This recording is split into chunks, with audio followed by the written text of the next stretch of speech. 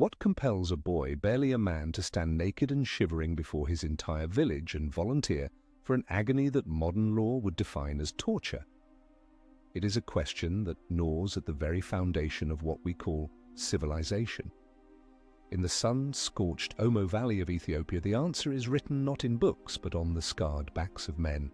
Here, among the Hamar people, the first night of manhood begins not with a whisper, but with a roar, the bellowing of cattle and the thunder of running feet. This is the Ukuli Bula, the bull-jumping ceremony. It is not a game, it is a verdict. To fail is to become a ghost in your own life, a man without a name, unworthy of a wife, a family, or respect. The air is thick with the dust kicked up by the dancing women, their legs adorned with bells that jingle a frantic, hypnotic rhythm. Their joy is a strange and terrible thing, for they beg the young men, the Masal, to whip them, to lash their backs until blood flows freely.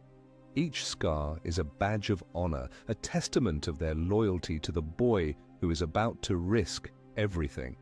They do not cry out. Their silence is a challenge to him, a demand that his courage must eclipse their pain.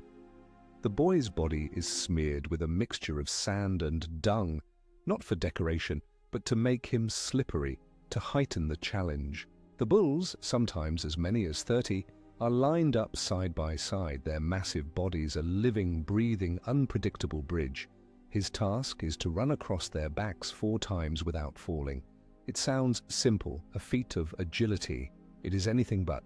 The animals are agitated, their horns a thicket of sharpened bone, their hooves capable of crushing a man's skull. A slip, a moment of hesitation, and he will be gored, trampled, or worse, disgraced. He takes a breath, the stench of cattle and fear filling his lungs. The world narrows to the glistening, shifting spine of the first bull. He runs. For a few heart-stopping seconds, he is suspended between the earth and the sky, a fleeting silhouette against the setting sun. This is the dance on a knife's edge. He must be faster than his fear, lighter than his doubt. Could you make that leap, knowing that a single misstep would erase your future? This is not merely a test of physical prowess, it is an exorcism of the boy he was. With every successful crossing, a layer of childhood is violently stripped away. The crowd's roar is a physical force, pushing him onward. He is no longer an individual, he is an embodiment of the tribe's hope, their legacy, their eternal struggle for survival. He completes the final run and lands on the far side, his body trembling with exhaustion and adrenaline. He does not collapse. He stands tall, transformed. He is a man. The celebration that erupts is primal, a release of tension so profound it feels like the earth itself is shaking. But the night is far from over. This was only the public spectacle, the overture to a deeper, more secret initiation. Now he must face a different kind of trial. Among the Maasai of Kenya and Tanzania, a boy proves his manhood in a more solitary, more terrifying fashion. His first night as a warrior, a Moran, is not spent feasting. It is spent in the whispering grasslands, armed with nothing but a spear and a shield, his senses screaming with a hyper-awareness he has never known. His prey is not a bull, but a lion. In generations past, this hunt was the definitive rite of passage. To kill a lion, single-handedly or with his age-mates, was to conquer the ultimate symbol of wild, untamable power. It was to look death in its golden eyes and not flinch. Civilization teaches us to avoid pain, but ancient rituals knew that the true human is born only within it. The young Moran moves through the tall grass, his every muscle coiled. He is not the hunter at this moment, he is the hunted. He knows the lion is watching. He can feel its presence, a low hum of predatory energy in the air. This is a psychological war. The beast is testing him, circling, using the darkness as its ally. The boy must master the terror that threatens to paralyze him, the primal instinct to turn and run. His ancestors' spirits are watching, judging. To return empty-handed is to return as a child. To return with a lion's mane is to return as a legend. The night is filled with sounds, the chirping of insects, the distant laugh of a hyena, and each one could be the rustle of the killer in the grass. He must distinguish between the whisper of the wind and the soft pad of a paw. His life depends on it. He is learning the language of the wild, a tongue spoken in silence and sudden violence. This is a university of fear, and the final exam is a confrontation with the apex predator. The transition from boy to warrior is a journey through the heart of darkness, a place where the line between courage and madness is impossibly thin. The world of comfort and safety is a distant dream. Here, there is only the spear, the shield, and the pounding of his own heart. The old warriors have taught him the secrets. They taught him how to read the tracks, how to interpret the scent on the wind, how to use the lion's own aggression against it. But knowledge is not enough. The final step must be taken alone. The moment arrives with shocking speed. A low growl from the shadows, a flash of tawny muscle. The lion charges. There is no time for thought, only for instinct, honed by generations of survival. He plants his feet, lowers his spear. The impact is staggering, a collision of man and nature at its most raw. It is a contest of wills compressed into a few seconds of brutal, bloody chaos. If his nerve holds, if his aim is true, he will survive. He will stand over the body of the fallen king of the savannah, not with arrogance, but with a profound and solemn respect. He has not just killed an animal, he has killed the boy he used to be. The scars he receives in the struggle are not blemishes, they are sacred texts, telling the story of his passage. They are a physical manifestation of his right to be called a man, a warrior, a protector of his people. This brutal ballet of spear and claw is a testament to a forgotten truth. That strength is not given but forged in the crucible of absolute terror. The young man who walks back into the village at dawn is not the same one who left at dusk. His eyes hold a new depth, a knowing that can only be earned by facing annihilation and emerging victorious. He has looked into the abyss, and the abyss has blinked first. He carries the lion's mane not just as a trophy, but as a mantle of responsibility. He is now a guardian of the tribe, a link in an unbroken chain stretching back to the first ancestor who dared to challenge the darkness. The celebration of his return is subdued, respectful. The elders nod, their faces impassive, but their eyes gleam with pride. They see themselves in him. They see the future. The physical pain will fade, but the psychological transformation is permanent. He has learned the most important lesson of all, that the most fearsome predator is not the one in the bush, but the one that resides within his own heart, the beast of fear. And on his first night as a man, he conquered it. This process, this violent alchemy that turns boys into men, is not unique to the Maasai or the Hamar. Across the continent, echoes of this trial reverberate. The methods differ, but the principle remains the same. The Satare Mawe people of the Amazon, though geographically distant, have their own horrific test. Boys must thrust their hands into gloves woven with hundreds of living bullet ants, whose sting is compared to being shot. They must endure this agony for 10 minutes, 20 times, without a sound. Why this relentless pursuit of pain? What is it that these cultures understand that the modern world has forgotten? Perhaps they know that a man who has not been tested cannot be trusted. A man who has not mastered his own fear cannot be expected to defend his family, his people, his way of life. These rituals are not acts of senseless cruelty. They are a society's immune system, a way of ensuring that its future leaders are forged from the strongest possible material. They are a brutal, beautiful, and terrifying affirmation of life in a world that is often hostile and unforgiving. The first night is an ordeal by fire, and only those who can withstand the flames are deemed worthy of carrying the torch of tradition into the next generation. The psychological impact of such a night is immense. The initiate is broken down, stripped of his identity, and then reborn.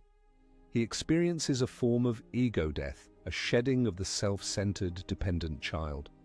When he emerges, he is a new being, his consciousness expanded, his place in the social order sealed in blood and pain. He now understands his connection to his ancestors, his obligations to his community, and the profound, unbreakable bond with the age-mates who suffered alongside him.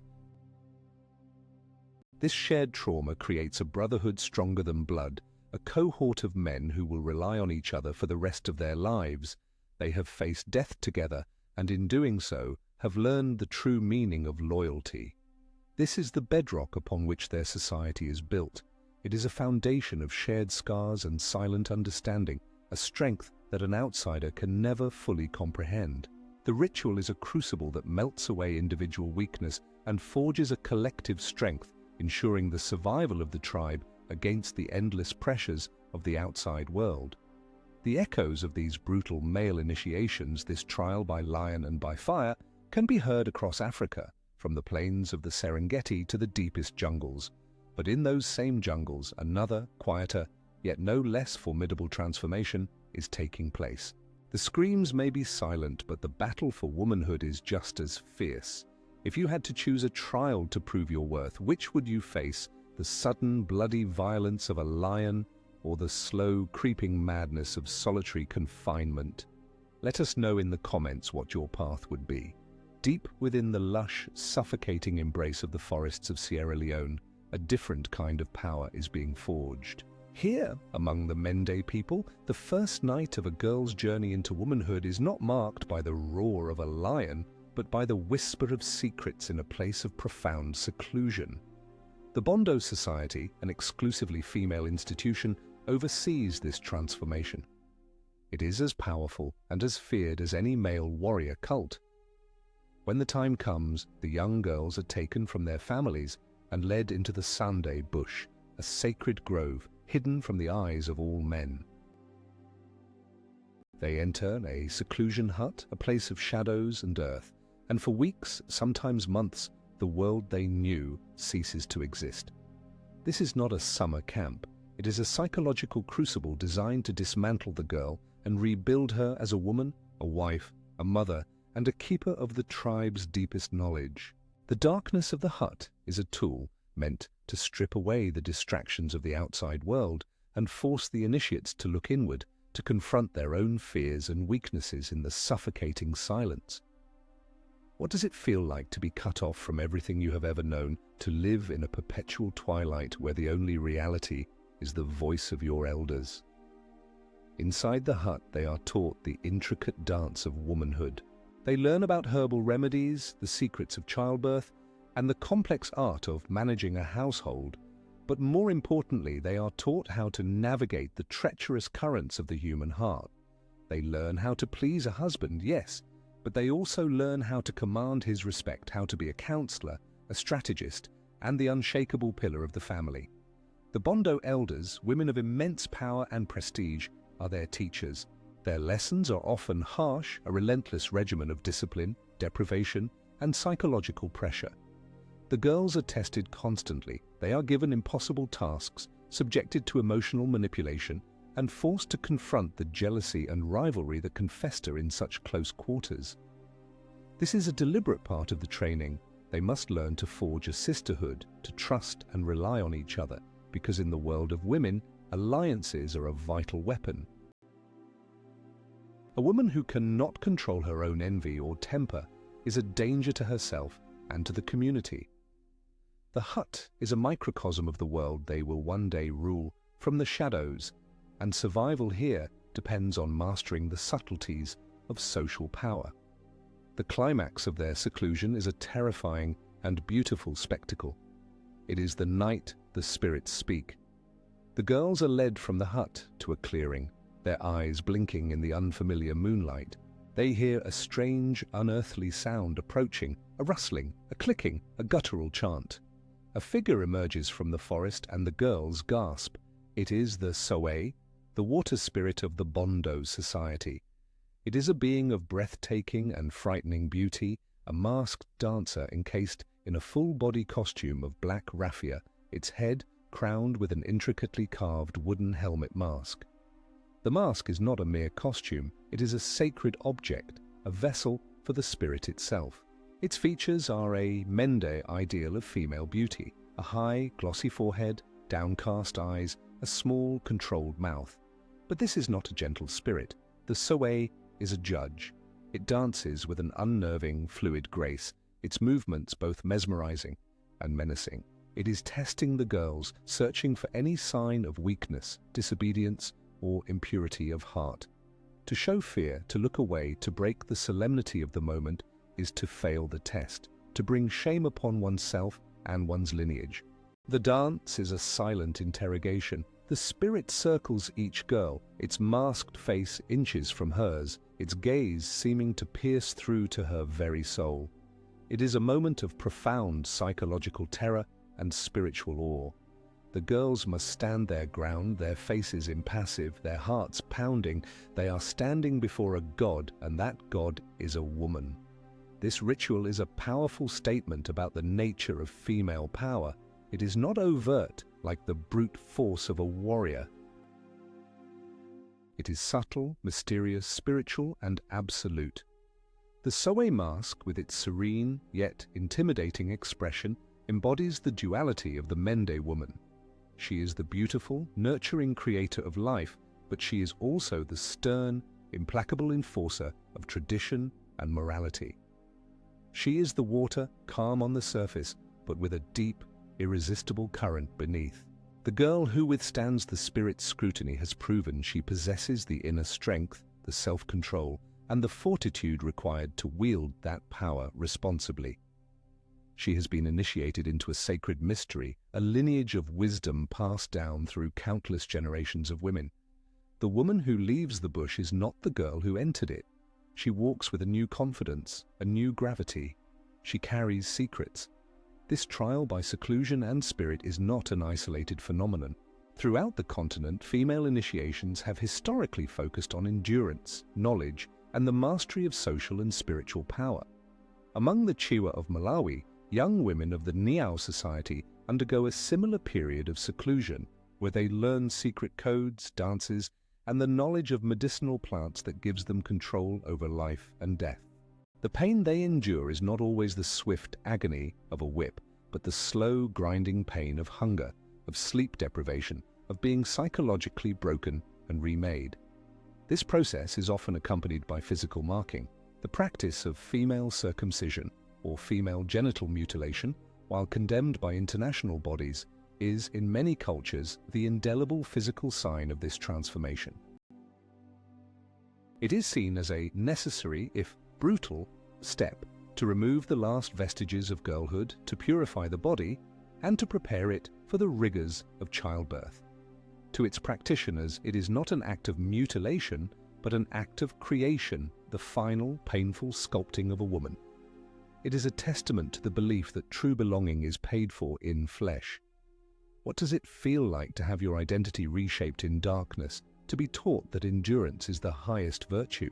For these young women, the seclusion hut is both a prison and a sanctuary. It is a place where they are stripped of their individuality, only to be given a new, more powerful collective identity. They emerge not just as women, but as members of an unbreakable sisterhood. They are Bondo women, they are Nyao women. They share a bond forged in shared suffering and secret knowledge, a bond that men can never penetrate. This solidarity is their greatest strength, allowing them to exert immense influence within their communities, often in ways that are invisible to the uninitiated. They are the keepers of the culture, the guardians of the moral code, the silent arbiters of social life. A man may hold the spear, but the woman who has passed through the fire of initiation holds the knowledge that guides his hand. She knows the secrets of the earth, the cycles of the moon, and the hidden pathways of the human soul. The psychological toll of this process is as profound as any warrior's trial. The initiate learns to suppress her own desires for the good of the group, to endure hardship without complaint, and to wield influence with grace and subtlety. She is taught that her power lies not in confrontation, but in resilience, This is a different kind of courage, a quiet, unyielding strength that is often more formidable than the explosive bravery of a man. The world of women is a complex web of alliances, obligations, and ancient laws. The first night of initiation is the gateway to this world. It is a brutal and necessary lesson in the price of power. The girl who survives it becomes a part of something vast and eternal, a living vessel of a wisdom that is as old as the mountains and as deep as the rivers. The secrets she learns in the darkness of the seclusion hut will illuminate her path for the rest of her life, making her a formidable force in a world that often underestimates the power of a woman's whisper. The whispers of these secrets, however, pale in comparison to the terrifying voices that call to the chosen few, those destined for a path far more dangerous than that of a warrior or a wife. This is the path of the shaman. The boy who faces a lion is fighting for his status. The girl in the seclusion hut is fighting for her role, but the one chosen by the spirits is fighting for his very soul. It begins, almost always, against his will. An illness that no healer can cure, a series of terrifying dreams that bleed into his waking hours, a madness that sets him apart from his kin. The community recognizes the signs. He has been touched, he has been called. The first night of a shaman's initiation is not a ceremony, it is a descent into hell. The old shaman, his future master, will not comfort him. He will push him closer to the edge. He will use every tool at his disposal, fasting, sleep deprivation, physical torture, to shatter the initiate's ego, to break his connection to the physical world. This cruelty has a purpose. A vessel must be empty before it can be filled. The initiate's mind must be wiped clean, his consciousness pulverized, so that it can be receptive to the world of spirits. The body is an anchor, and to travel the spirit world, that anchor must be cut. He is taken to a sacred place, a cave, a mountaintop, a spot where the veil between worlds is thin. There, he is given the key, a poison, a sacred hallucinogen. It might be the bitter root of the iboga plant in Gabon, or the visionary brew of ayahuasca in the traditions that echo across the Atlantic. The substance is not a drug in the modern sense, it is a sacrament, a living entity that will guide him or destroy him. As the poison takes hold, his body is racked with convulsions. He vomits, purging not just the contents of his stomach, but his past self, his fears, his attachments. His senses betray him. The world dissolves into a terrifying kaleidoscope of colors and sounds. This is the ritual death. He is no longer in control. He is a passenger on a journey into the deepest, most terrifying recesses of his own mind, a realm where personal demons and ancient gods hold equal sway. He is utterly, terrifyingly alone. Could you willingly swallow a poison to see a truth that might drive you mad? The very concept is an assault on modern reason. But in the shamanic worldview, madness is not the end of the journey. It is the path itself. As his physical body lies near death, his spirit is ripped free. He travels through landscapes of impossible geometry, encounters beings of pure light and abyssal darkness. He witnesses the creation of the universe and the end of time. He sees the intricate web of life that connects every plant, every animal, every human. But this is not a peaceful journey. The spirit world is a battlefield. He is assaulted by hostile entities, trickster spirits that feed on fear, demonic forces that seek to possess him. He must fight. He has no spear, no shield, only the raw power of his will, guided by the distant chants of his master. The old shaman is not idle. He is in a trance himself, fighting alongside his apprentice in the spirit realm, protecting him, guiding him, showing him how to forge his will into a weapon and his fear into a shield. This is a duel fought on the astral plane, a battle for the initiate's sanity and soul. If he succumbs to fear, his spirit may become lost, condemned to wander the void forever, his body left a drooling, empty shell. He may be forced to confront the source of all sickness, a great malevolent entity and wrest from it the knowledge of healing. He may have to travel to the land of the dead and bargain for a lost soul. He is shown the nature of reality, and the vision is often so overwhelming, so alien, that it threatens to shatter his mind. He learns that the world he knew is a shadow, a pale imitation of the vibrant, terrifying, and beautiful reality that lies just beyond the veil of perception. The pain of this revelation is excruciating. It is the pain of a mind being forcibly expanded, of a soul being stretched to its absolute limit. Many do not survive this first night. They are consumed by the visions, their minds broken beyond repair. They are the casualties of a secret war, a necessary sacrifice. For those who do return, the journey back is as harrowing as the journey out. They are reborn, gasping for air, as if for the first time, their bodies trembling, their eyes holding the terrifying wisdom of the abyss. They are no longer human in the same way. They are a bridge, a conduit between the world of mortals and the world of spirits. The first thing they see upon their return is the face of their master, the old shaman. There is no sympathy in his eyes, only a clinical assessment. The test is not over. Now the real training begins. The initiate, still reeling from his journey, must prove he can control the forces he has unleashed. He may be possessed by a spirit, his body contorting, his voice changing, speaking in ancient, forgotten tongues. The old shaman will challenge the spirit, question it, force it to submit to the initiate's will. This is a desperate struggle for control. The young shaman must learn to be the rider, not the horse. He must learn to open the gates to the spirit world and, more importantly, how to close them. He must learn to navigate the treacherous currents of this new reality without being swept away. A shaman who cannot control his spirits is not a healer.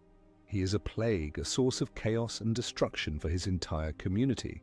The first night is a brutal, violent birth into a new and terrifying level of existence.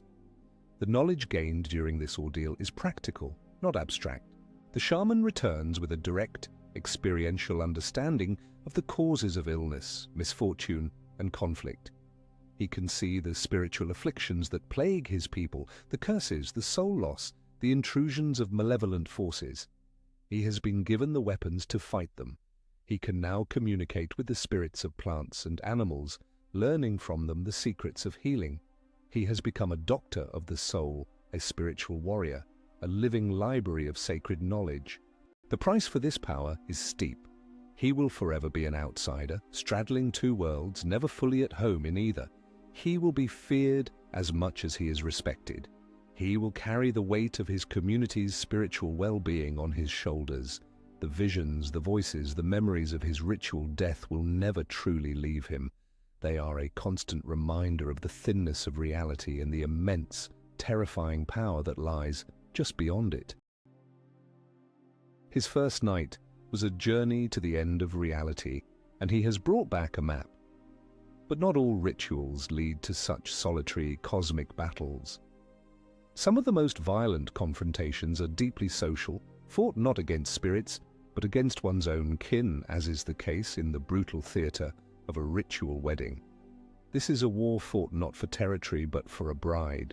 The first night of marriage in many traditions is not a gentle affair, but the explosive climax of a long and dangerous campaign.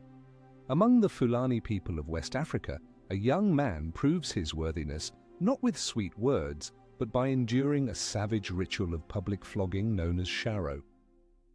To win the right to marry, he must stand smiling while his rivals, the bride's other suitors, whip him with brutal, sharpened sticks. He cannot flinch, he cannot cry out. He must show his absolute mastery of pain, his indifference to suffering. The blows land with sickening thuds, raising bloody welts on his back and chest. He smiles through it all, sometimes even laughing and taunting his attackers to hit him harder. This is not a display of machismo. It is a demonstration of the supreme discipline required to be a husband and a leader. He is proving to the bride's family that he has the fortitude to protect her, to endure any hardship for her. A man who fears pain cannot be trusted with their daughter's future. The first man to show weakness loses not only the bride, but his honor. But even this ordeal is merely a prelude. In many cultures, the wedding itself is a carefully choreographed military operation. The ritual abduction of the bride is a common theme, a dramatic reenactment of a more ancient, brutal reality. Among the Latuka of Sudan, a suitor who wishes to marry a woman must kidnap her. This is not a symbolic act. He gathers his friends and family, and they literally seize the young woman from her home. Her family is then obligated to respond with force. They will arm themselves and engage the suitor's family in a ritualized but still dangerous stick fight. The groom-to-be must then go to the bride's father with his own male elders to formally ask for her hand. The father's response is to beat him. If the young man can stand his ground and take the beating, it is seen as a sign of his commitment, and permission to marry is granted. The violence is a test, a negotiation conducted in the language of pain and endurance. It is a way of measuring a man's worth, his family's strength, and the depth of his desire for the union. The wedding night itself can be an extension of this conflict. It is not a private, romantic affair. The young couple is often sequestered in a hut, but they are not alone. They are surrounded by a gauntlet of relatives from both sides, whose job is to test, mock, and provoke them throughout the night.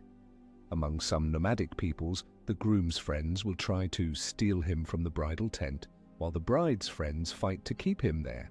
It is a playful but deeply serious contest.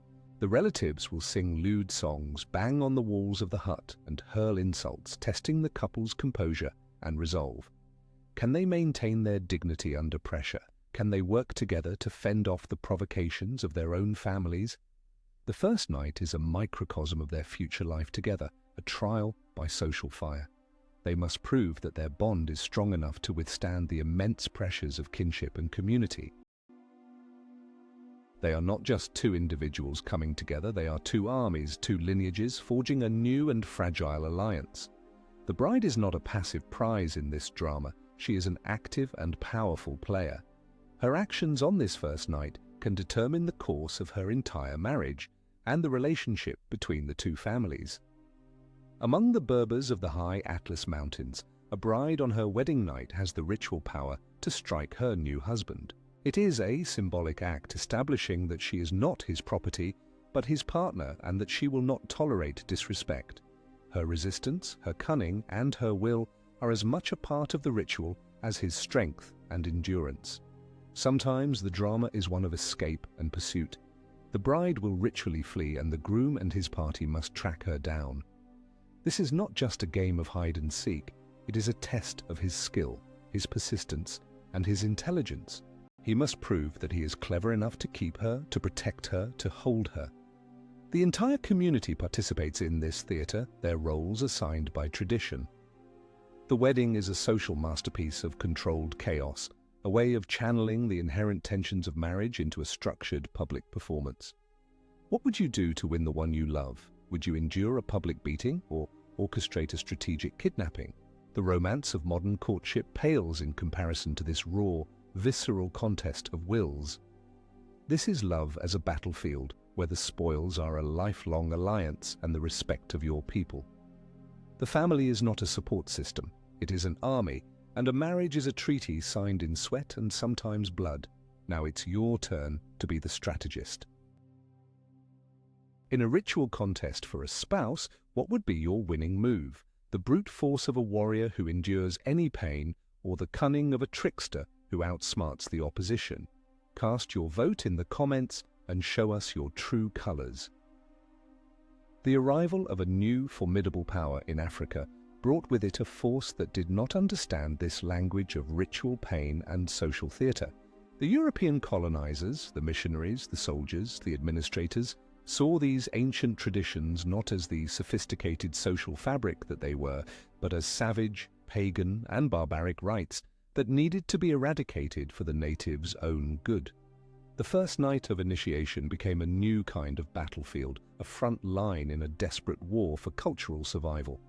The colonial strike against tradition was swift and brutal. Missionaries, armed with the Bible and an unshakable sense of moral superiority, were often the vanguard. They saw the seclusion huts as dens of idolatry, the masked dancers as demons, and the physical trials as acts of devilish cruelty. They established schools offering a new path to status and power, a path that required the rejection of the old ways. A boy could learn to read and write, to wear trousers and speak the colonizers' language, and in doing so he could bypass the bloody ordeal of his ancestors. He could become a clerk, a translator, a man of importance in the New World Order without a single scar to show for it. The colonial administrators followed, armed with laws and guns. They banned the rituals, declaring them illegal. The bull jumping, the lion hunting, the secret societies, all were driven underground. Patrols were sent to storm sacred groves, to break up ceremonies, to arrest the elders and humiliate the initiates. The Soe masks were confiscated and shipped back to European museums, where they were displayed as curious artifacts of a primitive people, their spiritual power neutered, their sacredness profaned. This was not just a legal prohibition, it was a deliberate strategy to break the backbone of African societies. The colonizers understood, perhaps better than they let on, that these rituals were the source of social cohesion, the forge of leadership, the school of resistance. By destroying the initiation process, they hoped to create a generation of detribalized, compliant subjects, a people cut off from their roots, their history, and their power.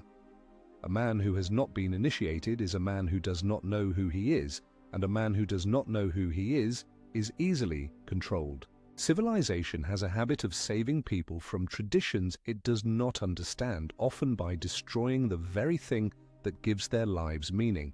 But the traditions did not die. They simply retreated into the shadows.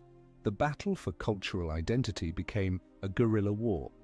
Initiations were conducted in secret, at night, in remote locations far from the prying eyes of the patrols. The price of discovery was imprisonment, flogging, or even death.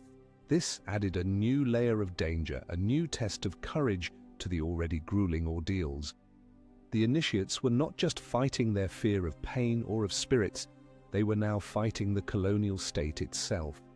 The rituals became acts of political defiance, a powerful statement that they would not be broken, that their culture would not be erased. The elders who dared to continue the traditions were heroes, risking everything to ensure that the chain of knowledge would not be broken. They became keepers of a sacred flame in a world that sought to extinguish it. The secrecy intensified the power of the rituals, making them even more potent, more meaningful for those who underwent them. To be initiated was to join a secret resistance, to become a guardian of a stolen heritage. This created a profound and tragic schism within communities, a wound that in many places has not yet healed. It pitted the converts, the school people, against the traditionalists. It turned father against son, mother against daughter. Children who were sent to missionary schools were taught to be ashamed of their parents' beliefs, to see their own culture as a thing of darkness. Yet many of them felt a powerful pull towards the world they were supposed to have left behind. There are countless stories of boys who would sit dutifully in a classroom during the day, learning about European history and Christian theology, only to slip away at night to a secret location in the bush, where they would endure the painful cuts of scarification, the whips of their elders, the terror of the lion hunt. They were living double lives, caught between two irreconcilable worlds, belonging fully to neither. This was the tragedy of the lost generations, a people forced to choose between their past and a future that was not of their own making. What does it feel like to be told that everything you come from is wrong? The resistance was not always passive. The colonial ban on initiations often sparked violent uprisings. The Aba Women's Riot of 1929 in Nigeria, a massive revolt by thousands of women, was partly fueled by the British administration's attempts to undermine the authority of female secret societies. The Meiji Rebellion in German East Africa from 1905 to 1907 was led by a spirit medium, a product of a shamanic tradition, who promised his followers that German bullets would turn to water. The uprisings were brutally suppressed, the resistance crushed with overwhelming military force. but they demonstrated the explosive power that lay dormant within these traditional structures. The colonizers learned that to attack the rituals was to attack the very soul of the people, and a people fighting for its soul is a fearsome enemy. The scars of this conflict run deep. The memory of the sacred groves being burned, of the elders being arrested, of the masks being stolen, is a collective trauma that has been passed down through generations. The legacy of this colonial strike is a complex and often contradictory one. On one hand, the pressure from outside forced many communities to re-evaluate their traditions. Some of the more brutal aspects were softened or abandoned. On the other hand, the experience of persecution often made people cling even more fiercely to their ancestral ways. The rituals became a symbol of identity, a badge of authenticity in a world that was rapidly changing. The colonial era was a long, dark night for the ancient traditions of Africa, a period of sustained assault that threatened to extinguish them forever. But the traditions proved to be more resilient than the empires that sought to destroy them. They survived, wounded and transformed, but alive. They learned to operate in the shadows, to adapt, to resist. And when the colonial empires finally crumbled, the rituals began to emerge from the darkness, blinking in the new light of independence, only to face a new, and perhaps even more insidious enemy, the concrete jungle of the modern African city. The ancient law of the tribe was about to collide with the law of the street. The great cities of Africa, Lagos, Johannesburg, Nairobi, are worlds of staggering contrast. Gleaming skyscrapers cast long shadows over sprawling slums, and the relentless hum of progress competes with the persistent whisper of the past. For the millions who have migrated from their ancestral villages to these concrete jungles in search of work and a new life, the transition is a brutal one.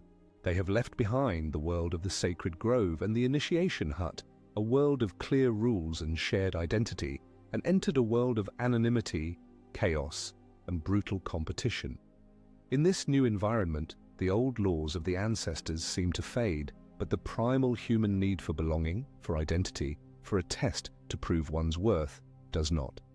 And so the ancient rituals have not disappeared. They have followed the people to the cities, where they have survived by mutating, adapting to the new landscape, often in grotesque and terrifying forms. The first night of initiation is no longer spent in the bush hunting a lion. It is spent on the neon-lit, asphalt-paved streets, hunting a different kind of prey. In the sprawling townships of Johannesburg or the crowded alleys of Lagos, street gangs have become the new tribes.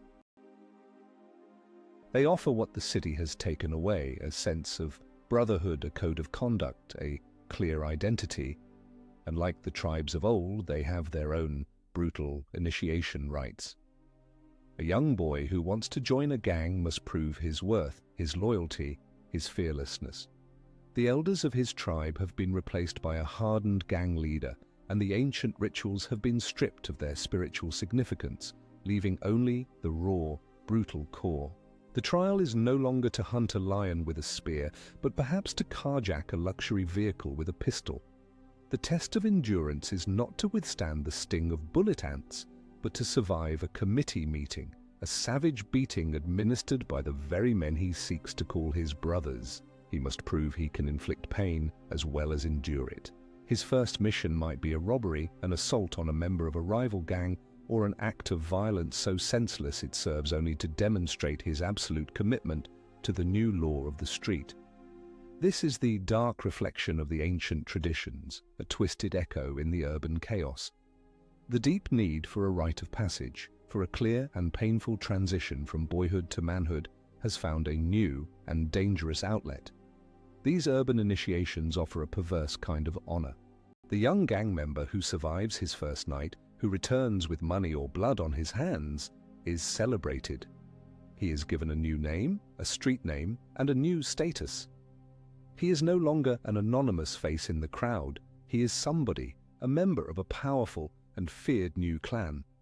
He has his brotherhood, his mpananga, his age mates who have gone through the same fire. They share a bond forged in crime and violence, a loyalty that is often stronger than family ties. But it is a hollow victory. The warrior of the savannah protected his community. The gangster of the city preys on it. The ritual has lost its sacred purpose, its connection to the ancestors, its role in maintaining social order. It has become a mechanism for creating soldiers in an endless, pointless war for territory and profit. But it is not just the dispossessed youth of the slums who have carried the echoes of the old ways into the city. In the corporate boardrooms and government offices, a more secretive, more sophisticated version of the ritual persists. Secret societies, often based on traditional ethnic brotherhoods, wield immense power in the world of business and politics. To gain entry into this elite circle, to be given access to the networks of power and wealth, a man must often undergo an initiation that is as demanding as any ancient rite. The trials may not be as overtly physical, but they are just as intense. A prospective member might be subjected to extreme psychological pressure, to tests of loyalty that require him to betray a friend or compromise his principles. He may have to share a dangerous secret, making himself vulnerable to the brotherhood and ensuring his permanent allegiance through mutual blackmail. These societies are the new bondo, the new poro, their influence felt in every corner of the modern state. They are the invisible hand that guides policy, awards contracts, and determines who rises and who falls. Their first night is a journey into a world of moral ambiguity. A place where power is the only god. This creates a new conflict, a battle for the soul of the tradition itself. The elders in the rural villages, the last guardians of the pure ancestral rites, watch in dismay as their heritage is distorted and co-opted. They see the urban gangs turning a sacred process into a criminal enterprise. They see the politicians and businessmen using the symbols and oaths of their forefathers to enrich themselves and consolidate their power. They try to call the youth back to remind them of the true meaning of the rituals, of their connection to the land, to the spirits, to a moral code. But their voices are often drowned out by the roar of the city, the lure of fast money and easy power. The young man in the city is faced with a choice. He can follow the path of his ancestors, a path of discipline, responsibility, and spiritual depth, but one that seems to offer little in the way of material reward in the new world. Or he can join the new urban tribes, the gangs, and the secret societies and embrace a faster, more brutal path to status. The concrete jungle has its own logic, its own unforgiving laws of survival. The skills that make a man a respected warrior in the village, patience, tracking, knowledge of the natural world, are useless here. The city demands a different kind of warrior, one who is cunning, ruthless, and adaptable. And so the rituals evolve. A scarification mark, once a sign of courage in the face of a lion, is replaced by a tattoo of the gang's insignia. The secret knowledge of herbs is replaced by the secret knowledge of police patrols and rival gang territories. The fundamental structure of the initiation, the seclusion, the trial, the rebirth with a new identity remains, but its content has been radically altered by the new environment. It is a testament to the enduring power of these archetypal patterns, their ability to survive and find new expression even in the most hostile of landscapes. But in this process of adaptation, is something essential being lost forever? Is this survival, or is it a form of decay? The ancient law has survived the transition to the city, but it has done so at a cost. Its body is alive, but its soul is in peril. This profane new life is not the only threat, however. Perhaps a greater danger comes not from those who twist the ritual for their own ends, but from those who would put a price tag on its soul and sell it to the highest bidder. The glare of the camera flash is as blinding as the midday sun over the savannah. A busload of tourists clad in khaki shorts and armed with expensive lenses watches with a mixture of fascination and discomfort. In the center of the Maasai village, a group of young warriors, their bodies painted in vibrant ochre, are performing a spectacular, leaping dance, their chants filling the air. It is a breathtaking display of athleticism and grace. The tourists are told they are witnessing an ancient warrior ceremony, a glimpse into the timeless soul of Africa. They will go home with stunning photographs and stories of their authentic cultural experience.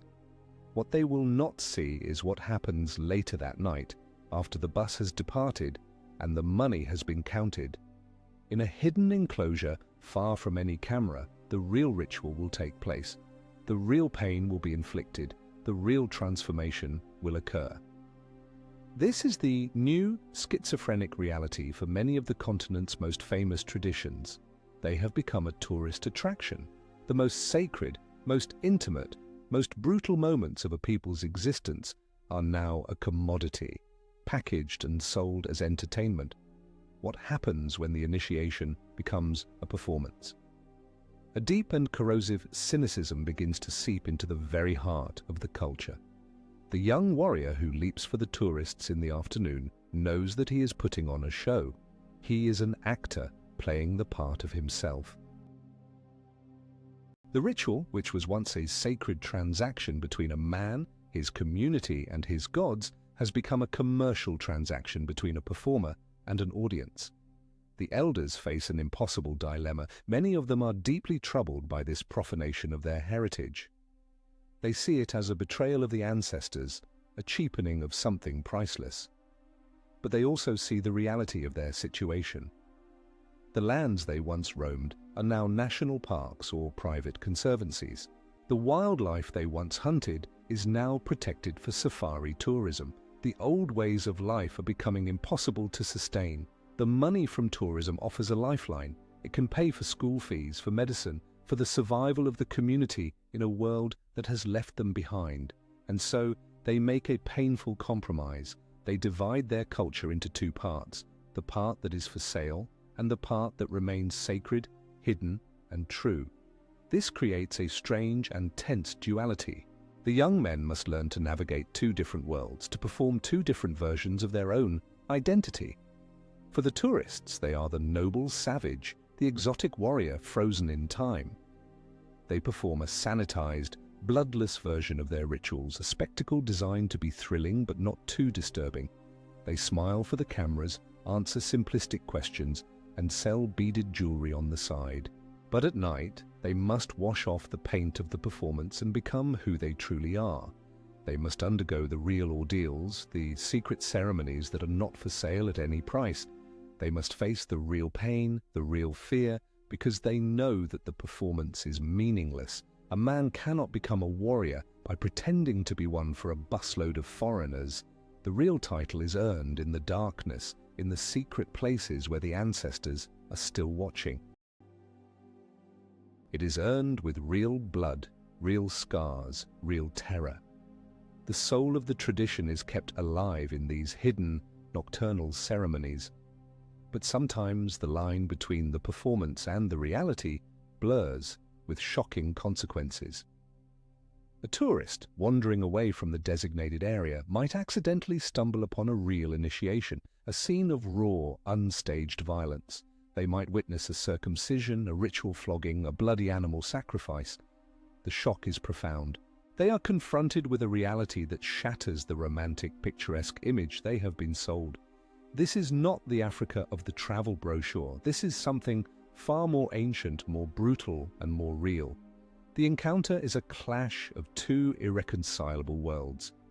For the tourist, it is a moment of horror, a glimpse into what they see as barbarism. For the community, it is a desecration, an unforgivable intrusion into a sacred space. The consequences can be severe. The incident can lead to conflict, to arrests, to a government crackdown that further threatens the survival of the tradition.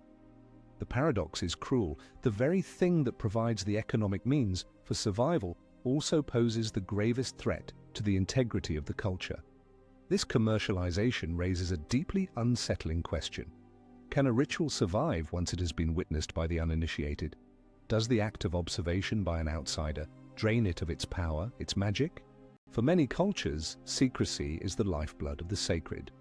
The power of the initiation lies precisely in the fact that it is a secret, a shared mystery that binds the initiated together and separates them from the rest of the world.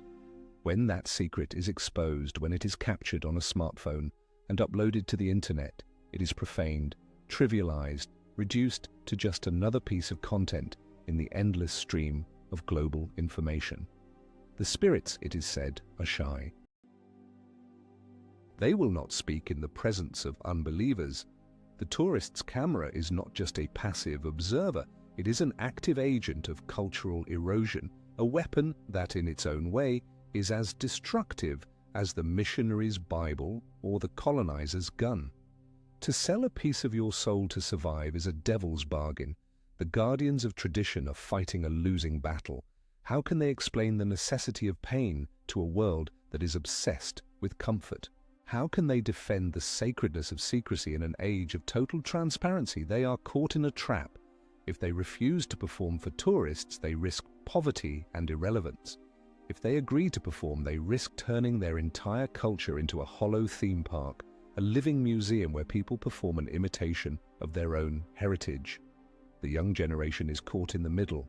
They see the money and the allure of the modern world. They are less willing to endure the brutal hardships of the old ways, especially when they can earn more money by simply pretending. The temptation to sell out, to perform the easy version and forget the hard reality, is immense. The first night of initiation is no longer just a battle against fear and pain. It is now a battle for the soul of the tradition itself, fought against the insidious, corrupting power of the global marketplace. While some fight to save their rituals from the marketplace, others are engaged in an even more desperate struggle, a race to save them from oblivion itself. The world of ancient rituals is a fragile one, and the forces of modernity are relentless. You are now the tribal elder. What is the greater threat to your ancient traditions? The lure of tourist money that turns the sacred into a show, or the influence of urban gangs that twist ritual into crime? Declare your choice and defend your heritage in the comments. In the dusty archives of a forgotten missionary station, an anthropologist carefully turns the brittle, yellowed pages of a handwritten journal from 1892. The ink is faded, the script barely legible, but the words describe a ceremony so strange, so terrifying, that it sends a shiver down his spine. It is the only known account of the initiation rite of the Koro people, a tribe that vanished from the face of the earth a century ago, wiped out by a sleeping sickness epidemic. The missionary describes a first night where the initiates were sealed inside a giant clay effigy of a crocodile, the god of the river, and left in the darkness for 3 days. Inside, they were tormented by the elders, who would whisper terrifying prophecies through hidden holes and thrust sharpened sticks into the clay. Most survived, some did not. This fragment, this echo of a forgotten scream, is all that remains. The Koro are gone, and the full meaning of their crocodile ordeal died with them. This is the silent, ongoing tragedy of Africa. For every ritual that survives, whether in pure or mutated form, there are countless others that have vanished forever, leaving behind only faint, tantalizing clues. The search for these lost rites is a form of anthropological detective work. The clues are scattered and ephemeral, a cryptic rock painting in a remote cave, depicting figures with masks unlike any known today, a strange ceremonial axe unearthed by a farmer, its purpose a mystery. A lullaby sung by an old woman containing archaic words that hint at a forgotten cosmology. The investigator must piece together these fragments, cross-referencing them with colonial records, oral histories, and linguistic analysis in a desperate race against time. The last generation to hold even a sliver of this ancient knowledge is dying out. With each elder who passes away, another library of unwritten knowledge burns to the ground. The work is painstaking, often frustrating. It is a journey into a landscape of loss, a search for the ghosts of dead cultures. What does a people lose when the chain of initiation is broken? They lose more than just a ceremony. They lose their map of the universe. The initiation rite is the central pillar of a traditional society. It is the mechanism through which the core values, the myths, the laws, and the secret knowledge of the tribe are transmitted from one generation to the next. It is not just about making a boy into a man, it is about making a human being into a member of a specific people, with a specific history and a specific destiny. When the ritual is lost, the transmission fails. The young generation grows up without this deep, visceral connection to their identity. They may know the stories, but they have not lived them. They have not had the worldview of their people literally inscribed onto their bodies through scars and pain. The result is a kind of cultural amnesia, a profound sense of disorientation. The social fabric, which was once held together by the strong threads of shared ritual experience, begins to unravel. The elders lose their authority. The ancient laws lose their power. The community loses its cohesion. It becomes a collection of individuals rather than a single, living entity. Legends abound of the curses that fall upon a people who abandon the ways of their ancestors. A tribe that stops initiating its warriors, the stories say, will be defeated in battle. A community that neglects the rights of womanhood will suffer from infertility. A people who forget the path to the spirit world will be plagued by sickness and misfortune. These are not just superstitious tales, they are metaphorical expressions of a profound sociological truth.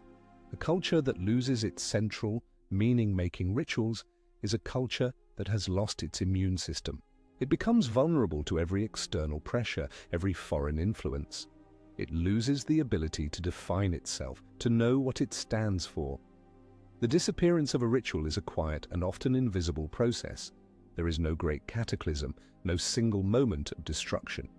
It happens slowly through a series of small choices. A generation decides the ordeal is too harsh. A new religion offers a simpler path. The lure of the city becomes too strong. One year, the initiation is postponed. The next, it is forgotten.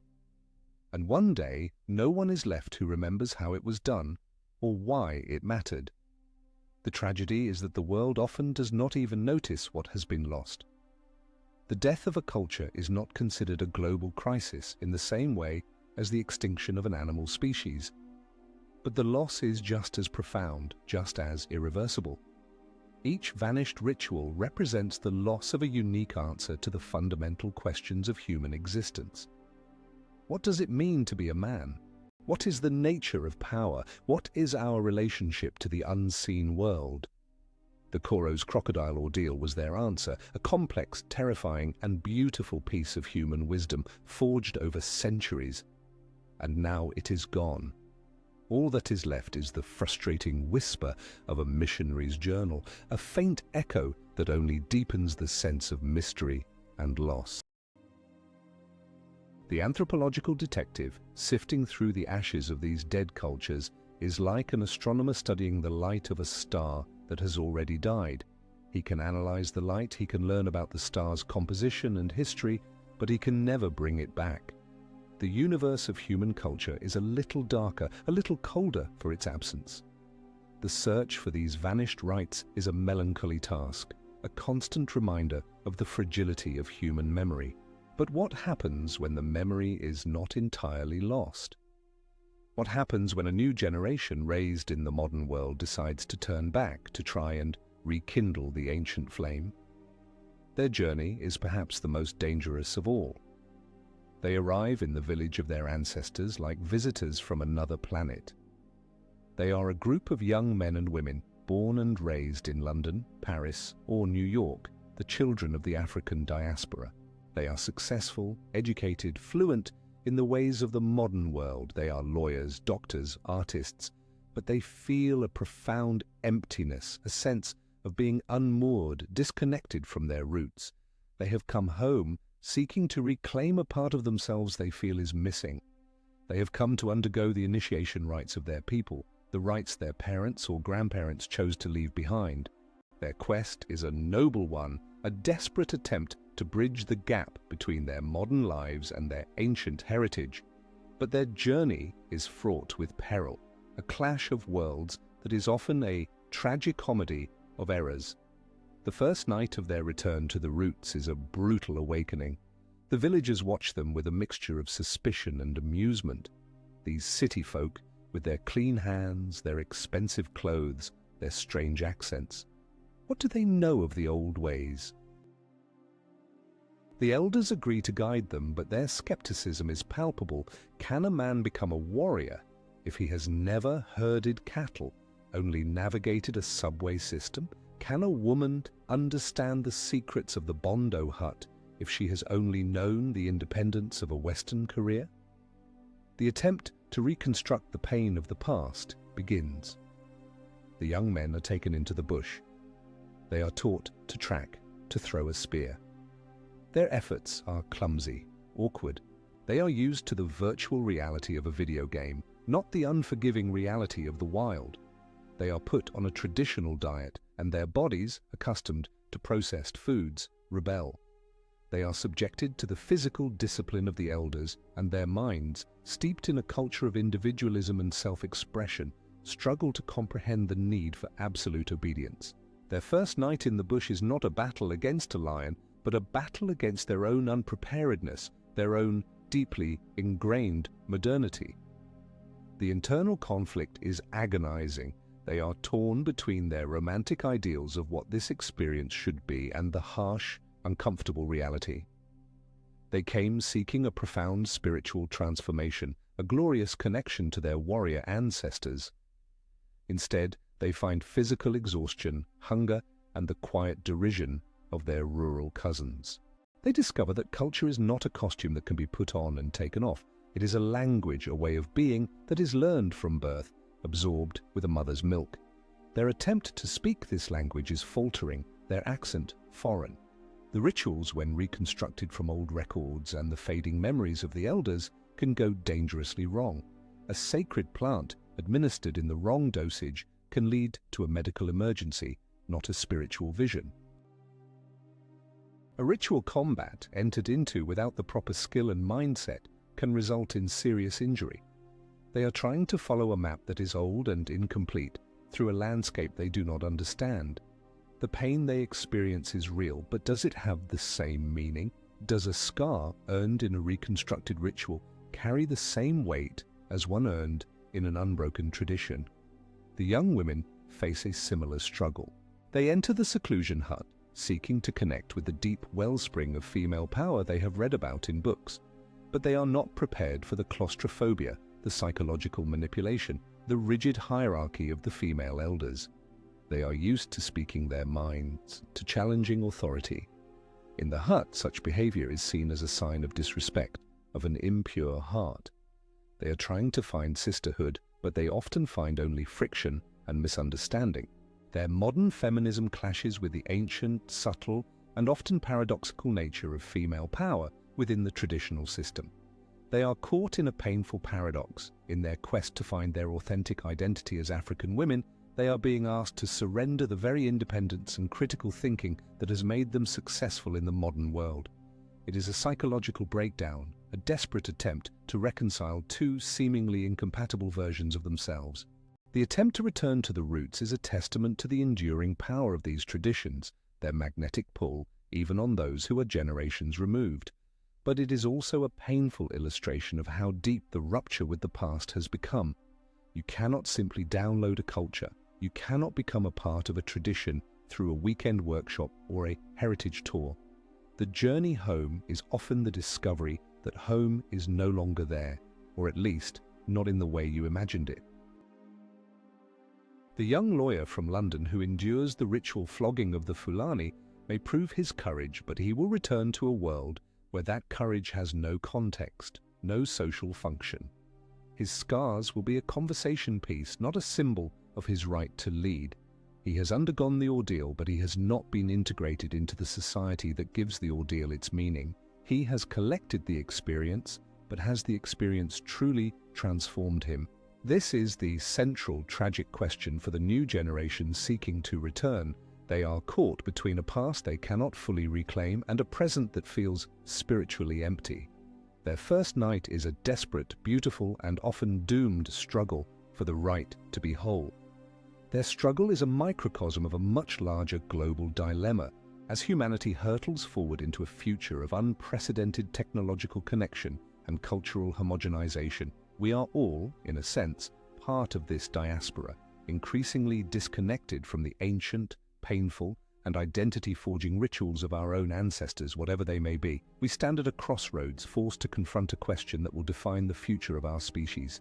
The first night of initiation in all its brutal and diverse forms was humanity's original answer to the problem of how to create adults, how to forge societies, how to instill meaning. For millennia, this was the way.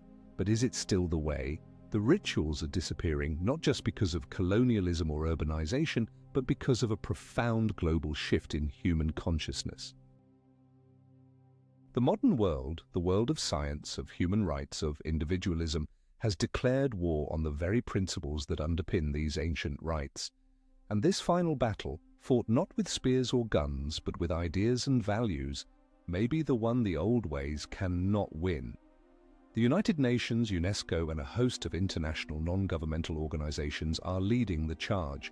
Armed with the Universal Declaration of Human Rights, they campaign against what they label harmful traditional practices.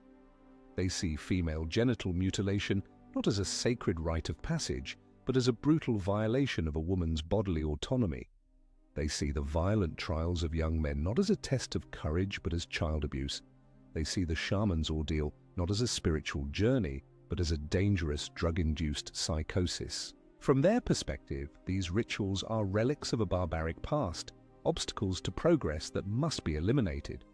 They pour millions of dollars into education and sensitization campaigns, seeking to convince communities to abandon the ways of their ancestors in favor of a modern, globalized, and supposedly more humane set of values.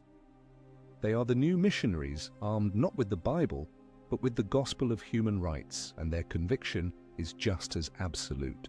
They are met with a fierce and often desperate resistance. For many communities, this is the final colonial assault, a new attempt by the West to impose its worldview and destroy the last vestiges of their unique cultural identity. They ask a simple, powerful question: who are you to judge us? Who gave you the authority to decide which parts of our culture are acceptable and which must be discarded? They do not see the rituals as violence or abuse. They see them as the very foundation of their moral universe, the source of their strength, their sanity, their survival. They see the international campaigns as a profound act of disrespect, a failure to understand that pain can be sacred, that community can be more important than the individual, and that there are other ways of being human than the one prescribed by the modern West. The debate is a dialogue of the deaf, a clash between two fundamentally different conceptions of what it means to live a good life. There seems to be no middle ground. To one side, it is a fight for basic human dignity. To the other, it is a fight for the very soul of their people. Meanwhile, scientists and ethnographers are locked in a frantic race against time. They are the chroniclers of the end of an era, trying to document the last authentic rituals before they disappear forever. They sit with the last old shaman, the one whose children have all moved to the city and have no interest in learning his secrets. They record his songs, they film his dances, they write down his stories, but they know that what they are capturing is only a pale shadow of the real thing. A ritual is not a collection of data. It is a living, breathing event. It cannot be preserved in a museum or an archive. When the last person who has lived it dies with them. The youth have already chosen a different path. Their initiation is no longer into the secret knowledge of the tribe, but into the global culture of the internet. Their first night is not spent in a seclusion hut, but online, in the world of social media and video games. This is the new initiation. It is a rite of passage that is individual, virtual, and global. Is this new global initiation a worthy replacement? It offers connection, knowledge, and entertainment on a scale unimaginable to our ancestors. But what does it teach? Does it forge character? Does it build resilience? Does it create a deep, unbreakable bond of community? Or does it create a generation of isolated individuals, adrift in a sea of meaningless information, their identities fragile, their connection to anything larger than themselves severed? The ancient rituals, for all their brutality, gave people a powerful sense of who they were and where they belonged. They were a painful but effective technology for creating strong, socially integrated human beings. We are in the process of dismantling that technology without a clear idea of what we will build in its place. The first night is fading. The fires in the sacred groves are going out one by one. The whispers of the ancestors are being drowned out by the static of the modern world. Humanity is conducting a massive, uncontrolled experiment on itself. What happens when you try to create a society without rites of passage? What happens when you choose comfort over challenge, safety over transformation? We do not yet know the answer, but the first results are beginning to come in. The last night of the ancient world is upon us. The question is, what will the dawn of the new one reveal? The modern world offers us comfort and safety, freeing us from the need to endure primal pain. Ancient traditions assert that personality is born only through suffering. Tell us, what would you choose for the future of humanity? A safe simulation of life or the painful truth of existence? Write your answer in the comments. Your opinion is very important to us.